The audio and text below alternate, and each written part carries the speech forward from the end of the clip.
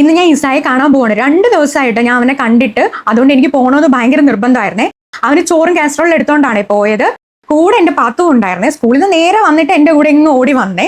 ഞാൻ നേരെ അവൻ കിടക്കുന്ന മെത്തയിൽ പോയി ഇരുന്നതും ഓടി എൻ്റെ അടുത്തോട്ട് വന്നേ. ഭയങ്കര കളിയാണ് കേട്ടോ ആശാൻ. ഞങ്ങളെ കണ്ടതിൻ്റെ ഒരു സന്തോഷവും അതിൻ്റെ ഒരു ഓട്ടവും ചാട്ടവും ഒക്കെയാണ്. പിന്നെ ഇക്ക ജനലിന്റെ അപ്പുറത്ത് നിന്ന് സംസാരിച്ചപ്പോൾ നേരെ ഇക്കാടെ അടുത്ത് പോയി. ഇക്കയാണ് അവന്റെ ലോകം. കാരണം 3 നേരം ആഹാരം കൊടുക്കുന്നതും ഒരുപാട് കാര്യങ്ങൾ അവൻ്റെ നോക്കുന്നതും ഒക്കെ ഇക്കായാണ്. എനിക്ക് സമയമില്ലാത്തതുകൊണ്ട് ഇക്കായാണ് കൂടുതൽ അവൻ ഇവിടെ വരാറ്. പിന്നെ പാത്തുവിന്റെ അടുത്ത് പോയി. പാത്തുവിന്റെ അടുത്ത് പിന്നെ അവന് ഒളിച്ചു കളിയും ബഹളമാണ്. പാത്തു മടിയിലോട്ട് കിടക്കാൻ പറഞ്ഞപ്പോൾ ഓടിപ്പോയി കിടക്കുവാണ് കേട്ടോ. ആള് വലുതാണെങ്കിലും കുഞ്ഞു മനസ്സാണ്.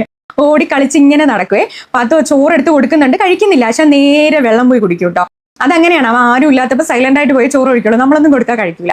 അത് കഴിഞ്ഞ് ഇറങ്ങാൻ നേരം ആശാന് ഭയങ്കര വിഷമം, അകത്തേറി പോയി. പിന്നെ ഞാൻ ഇസാന്ന് കുറേ നേരം വിളിച്ചപ്പോൾ ഇങ്ങ് വന്ന് പിന്നെ എൻ്റെ കയ്യിലൊക്കെ തൊട്ടിട്ട് പോവുകയാണോ എന്നൊക്കെ ചോദിച്ചിട്ട് നിൽപ്പുണ്ട് കേട്ടോ. നമ്മൾ വരാൻ നിൽക്കുമ്പോൾ അവൻ ഇങ്ങനെയാണ് കേട്ടോ. ഭയങ്കര വിഷമാണ്. അത് ഡെയിലി ഉള്ള കാര്യമാണ്. പിന്നെ 2 ദിവസമായില്ലേ ഞാൻ കണ്ടിട്ട്. അപ്പൊ അതിന്റെ വിഷമം കൂടി ആശാന് കാണും കേട്ടോ.